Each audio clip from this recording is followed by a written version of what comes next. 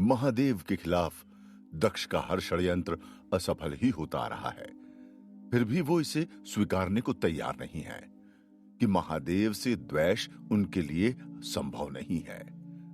वो अब कूटनीति पर उतर आए हैं और अपनी योजनाओं को सफल करने के लिए वो सती का भी इस्तेमाल करने से पीछे नहीं हट रहे। इसलिए उन्होंने सती का सहारा लेकर महादेव को अपने षड्यंत्र में फंसाने की अगली योजना बना ली है और इस सब में उनका साथ नालिनी दे रही है। सती से ईर्ष्या के कारण वो उनसे प्रतिशोध लेना चाहती हैं, जबकि सती भोज स्थल में हुए वाकये से चिंतित हैं कि यदि दक्ष को इसकी जानकारी हुई तो अवश्य ही वो क्रोधित होंगे। हालांकि वो ये नहीं जानती हैं कि ये सब दक्ष का किया हुआ है।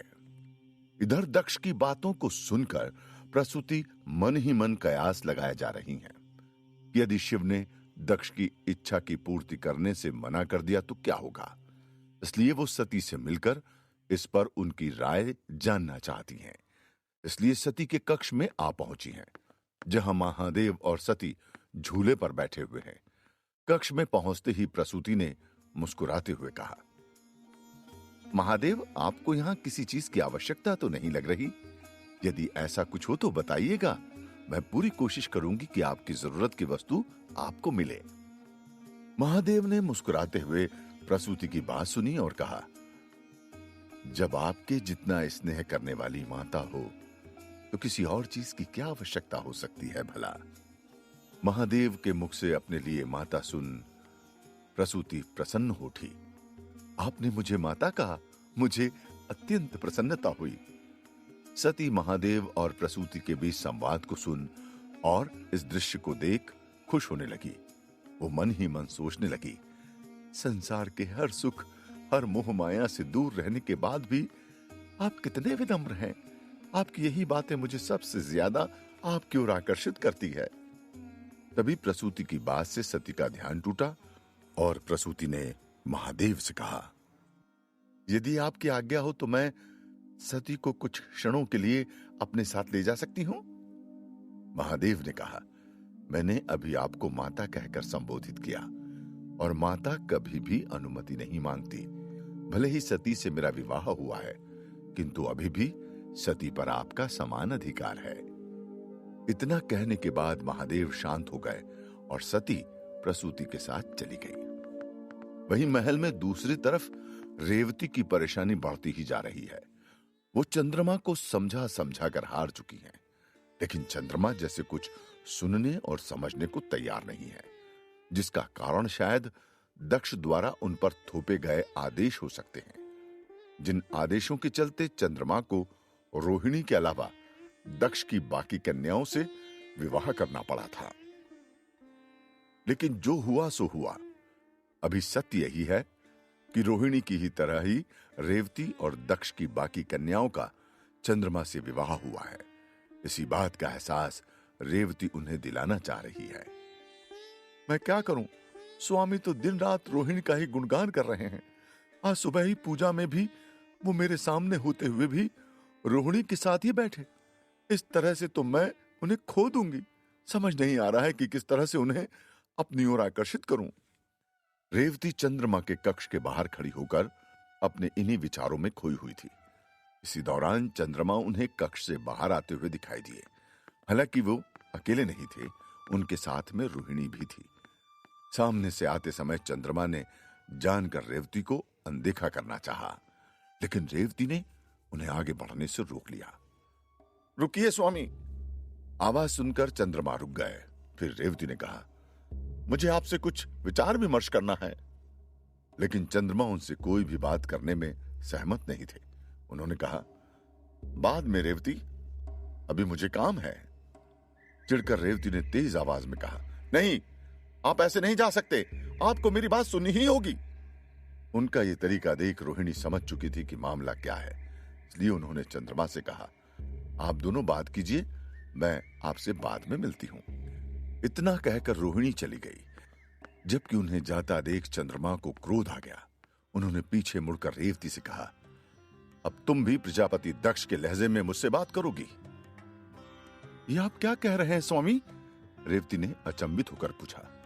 चंद्रमा ने जवाब दिया, सही कह रहा हूं। प्रजापति हमेशा मुझसे इसी लहजे में बात करते हैं और आज तुम्हारा लहजा भी उन्हीं की तरह है। और हाँ, मैं इसलिए तुमसे बात नहीं करना चाहता क्योंकि तुम्हारे पास करने के लिए दूसरी कोई बात होती ही नहीं है। मैं थक चुका हूं एक ही बात को समझाते समझाते। चंद्रमा के शब्दों को सुनकर रेवती की आंखों से आंसू निकल आए, लेकिन उन्होंने आगे कुछ कहा नहीं। इसके बाद चंद्रमा भी ज्यादा देर तक वहां नहीं रुके। अब तक प्रसूति सती को लेकर अपने कक्ष में आ चुकी थी और वो कुछ परेशान लग रही थी। उनके चेहरे के इस भाव को देखकर सती ने गंभीर होते हुए सवाल किया, क्या बात है मां, जो आप मुझे यहां लेकर आई हैं? क्या पिताजी अभी भी मुझसे नाराज हैं या फिर वो भोज स्थल में हुए वाकये पर क्रोधित हैं? नहीं नहीं पुत्री, ना ही तुम्हारे पिता तुमसे नाराज हैं और ना ही वो किसी भी बात पर क्रोधित हैं, बल्कि नारायण की कृपा से वो तो तुम्हारे विवाह से अत्यधिक प्रसन्न है और इसलिए वो। इतना कहकर प्रसूति ने बात बीच में ही रोक दी। तभी सती ने कहा, आगे क्या मां? तुम्हारे पिता की इच्छा है कि तुम और शिव कुल नरेश के मंदिर में जाकर उनका आशीर्वाद लो और वहां होने वाली पूजा में महादेव शामिल हों। यह सुनकर सती के चेहरे का भाव बदल गया, जिसे देखकर प्रसूति ने बात संभालते हुए कहा, लेकिन चिंता की बात नहीं सती। उन्होंने ये भी कहा है कि यदि महादेव वहां जाना नहीं चाहें तो कोई बात नहीं। सती सोच में पड़ चुकी थी और वो खुद से बात करने लगी। मैंने पिताजी की अपेक्षाओं के खिलाफ जाकर महादेव से विवाह किया और इससे पहले भी उन्हें काफी दुख दिए। उन्होंने प्रेत गणों तक किए गए कृत्य पर भी क्रोध नहीं किया। यदि इतना सब होने के बाद भी पिताजी मुझे माफ कर सकते हैं तो फिर मैं शिव को अपने साथ कुल नरेश के मंदिर क्यों नहीं लेकर जा सकती? पिताजी की बस इतनी ही तो इच्छा है।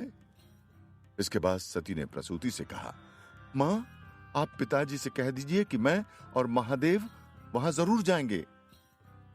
सती से कुल नरेश के मंदिर जाने की बात सुनकर प्रसूति खुश हो गई, क्योंकि उन्हें अपना पत्नी और मां दोनों का धर्म निभाना था। इसके बाद वो वहां से चली गई और सती अपने कक्ष में वापस आकर महादेव के पास आकर बैठ गई। इसके बाद उन्होंने महादेव को सारी बात बता दी और महादेव ने भी उनकी बात का अनादर नहीं करते हुए अपनी स्वीकृति दे दी। अभी दोनों एक दूसरे से बात कर ही रहे थे, तभी नालिनी उनके पास आ गई। उसे देखते ही सती ने खुश होते हुए कहा, दीदी आप। कहते ही सती ने उसे गले लगा लिया। सती बचपन से ही नालिनी को बहुत मानती थी। जब भी कभी दक्ष से नालिनी को डांट पड़ती तो सती खुद रो देती थी, जिसके बाद दक्ष नालिनी की जगह सती को मनाने में लग जाते थे। लेकिन नालिनी बचपन से ही इन्हीं सब घटनाओं के कारण सती से ईर्ष्या करने लगी थी। बड़े होते होते सती के लिए नालिनी की बातें तंज में बदलने लगी और अभी भी वो इसी कारण सती से मिलने आई थी। इसलिए आते ही उसने अपने तंज कसना शुरू कर दिया। क्यों? क्या मुझे अभी यहां नहीं आना चाहिए था? नहीं नहीं दीदी, मेरा वो मतलब नहीं है, बल्कि मुझे आपसे मिलकर अत्यंत प्रसन्नता हो रही है।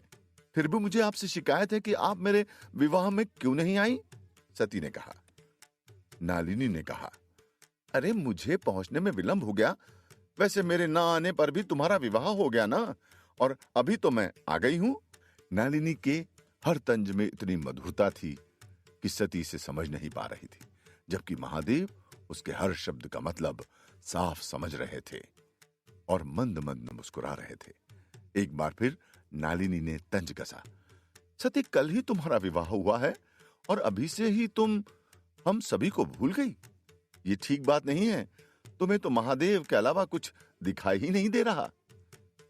ऐसा नहीं है दीदी, वो बस। सती इतना ही कह पाई और शांत हो गई। फिर नालिनी ने बात संभालते हुए कहा, सती तुम तो लज्जाने लगी। अरे मैं तो उपहास कर रही थी। वैसे भी जिसका विवाह शिव से हुआ हो उसका कैसे कहीं और मन लग सकता है? मानना पड़ेगा सती, भाग्य की तुम हमेशा से धनी रही हो। सती अब नालिनी की बातों से असहज होने लगी, फिर भी उन्हें मुस्कुराना पड़ रहा था। वहीं नालिनी ने आगे कहा, अरे बातों बातों में मैं जरूरी बात करना तो भूल ही गई। आप दोनों कुल नरेश के मंदिर जा रहे हैं ना? वैसे शिव के लिए शायद ये आसान ना हो। वो बैरागी है ना, उन्हें नियमों के बारे में कहां पता होगा। खैर, मैं चलती हूं, आप तैयार रहिएगा। अपनी बात खत्म करते ही नालिनी वहां से चली गई। वही सती महादेव के मुख की तरफ देखने लगी कि नालिनी की बातों का महादेव को बुरा तो नहीं लगा, लेकिन महादेव के मुख पर तो हमेशा की तरह मुस्कान ही थी। सती और शिव कुल नरेश के मंदिर जाने के लिए तैयार हो गए हैं। यही बात प्रसूति दक्ष को बताने के लिए आ पहुंची, लेकिन उन्हें देखते ही दक्ष पहले ही बोल पड़े। मैं जानता हूं महादेव इसके लिए राजी नहीं हुए होंगे, किंतु कोई बात नहीं, उन्हें विवश करने का भी कोई लाभ नहीं। वो इस संसार में बनाए गए रीति रिवाजों को कहां मानते हैं, फिर एक बैरागी से इससे ज्यादा क्या अपेक्षाएं रखना। दक्ष को लग रहा था कि वो जब कुल नरेश के मंदिर जाने का प्रस्ताव महादेव के सामने रखेंगे तो वो इसे अस्वीकार कर देंगे, और जब ऐसा होगा तो दक्ष उन्हें नियम विरोधी बताकर उनका उपहास करेंगे। लेकिन दक्ष सच से पूरी तरह अनजान थे, इसलिए वो अभी प्रसूति के बिना कुछ बोले ही अपनी बात रखने लगे थे। हालांकि एक बार जब वो शांत हुए तो प्रसूति ने हंसते हुए कहा, स्वामी, पहले आप मेरी बात तो सुन लीजिए। शिव और सती कुल नरेश के मंदिर में दर्शन करने और उनका आशीर्वाद लेने के लिए मान गए हैं। मैंने खुद इससे लेकर सती से बात की है। ये सब सती ने आपके लिए किया है। इतना सुनते ही दक्ष की हैरानी का ठिकाना नहीं रहा, क्योंकि उनका एक और षड्यंत्र असफल जो हो गया था। फिर भी उन्होंने अपने भावों को बदलने नहीं दिया और खुश होने का दिखावा करते हुए कहा, यदि ऐसा है तो निसंदेह ही यह अच्छा समाचार है। नवविवाहित दंपत्ति को कुल नरेश का आशीर्वाद बहुत ही शुभ माना जाता है, लेकिन शिव को एक बात का ध्यान रखना होगा कि वहां मेरे बनाए नियमों का मोल है, इसलिए उन्हें वैसा ही करना होगा जैसा मैं चाहूंगा। दक्ष से अपनी एक और हार सहन नहीं हो रही थी, इसलिए उन्होंने गंभीर होते हुए प्रसूति से यह बात कही, और इस तरह उनके भाव बदलने लगे, जिसे देखते हुए प्रसूति ने उनसे कहा, राजन, कहीं ये सब साशय कर तो नहीं रहे हैं? इस तरह तो आपके और शिव के बीच का मतभेद और बढ़ जाएगा। शिव अब हमारे जमाता हैं राजन। मैं जानता हूं प्रसूति कि शिव हमारे जमाता हैं, फिर भी मैं वही कह रहा हूं, सत्य है जो नियमों के हिसाब से है, और तुम भली भांति जानती हो मैं अपने नियम नहीं बदल सकता। यदि मैंने ऐसा किया तो इस कार्य का कोई महत्व नहीं रह जाएगा। अगले दिन सभी सवेरे सवेरे तैयार होकर कुल नरेश के मंदिर पहुंच चुके थे। कुल नरेश के इस मंदिर में भगवान विष्णु ही विराजमान थे, लेकिन इस मंदिर में नवदंपत्ति ही पूजा अर्चना करके अपने दाम्पत्य जीवन की उज्जवल कामना कर सकते थे। जब भी किसी का विवाह होता तो वो यहां भगवान विष्णु का आशीर्वाद देने जरूर आता था। यह भी बाकी नियमों की तरह दक्ष के द्वारा बनाया गया नियम ही था। मंदिर में भगवान विष्णु की भव्य मूर्ति स्थापित थी। वहीं पूजा और यज्ञ की तैयारी चल रही थी। अब तक सभी मंदिर में पहुंच चुके थे और अब सती और शिव की प्रतीक्षा हो रही थी। इधर दक्ष द्वारा किए जा रहे कार्य की जानकारी देवलोक में भी पहुंच चुकी थी। वहीं बैकुंठ में अपने आसन पर विराजमान भगवान विष्णु सभी कृत्यों को देख रहे थे। तभी नारद जी का आगमन हुआ। नारायण नारायण, प्रणाम हरि। भगवान विष्णु मुस्कुराते हुए नारद जी के प्रश्नों की प्रतीक्षा करने लगे। तभी नारद जी ने कहा, मानना पड़ेगा हरि, जब से देवी सती और महादेव का विवाह हुआ है तब से संसार का सृजन होना भी आरंभ हो चुका है। जैसे सारा संसार उनके इस मिलन से अत्यंत प्रसन्न हो, किंतु न जाने क्यों प्रजापति दक्ष उनके विवाह को अपनी स्वीकृति देने के बाद भी खुश नहीं दिख रहे हैं। और आज तो वो अनोखा कृत्य करने जा रहे हैं। वो महादेव को अपने नियमों के हिसाब से बाध्य करने वाले हैं। अब ये तो आप ही जानते होंगे प्रभु कि इसमें उनका महादेव से प्रतिशोध है या फिर कुछ और। बातों ही बातों में नारद जी अपने मन की व्यथा भी भगवान विष्णु के समक्ष रख चुके थे। उन्हीं की तरह देवतागण भी दक्ष की मंशा नहीं समझ पा रहे हैं। सभी जानते हैं, भले ही दक्ष महादेव को अपना जमाता स्वीकार कर चुके हैं, लेकिन वो अपनी पराजय को इतनी जल्दी नहीं भूलने वाले। वहीं नारद जी अपनी बात कहने के बाद भगवान विष्णु के उत्तर की प्रतीक्षा करने लगे। तभी मुस्कुराते हुए भगवान विष्णु ने कहा, नारद, शायद आप प्रजापति दक्ष के हठ को नहीं जानते। वो ना ही सरलता से किसी के साथ मित्रता करते हैं और ना ही द्वेष, किंतु यदि वो किसी को अपना शत्रु मान लेते हैं तो फिर उससे हर हाल में जीतना ही दक्ष के लिए सर्वप्रिय हो जाता है। अभी भी वो इसी कार्य में लगे हुए हैं, क्योंकि वो महादेव से अपनी शत्रुता को अभी तक अपने हृदय से मिटा नहीं पाए हैं। यदि ऐसा है तो ये चिंता का विषय है हरि, क्योंकि इस सब का सबसे ज्यादा असर तो देवी सती पर ही होगा। नारद जी ने चिंता जाहिर करते हुए कहा।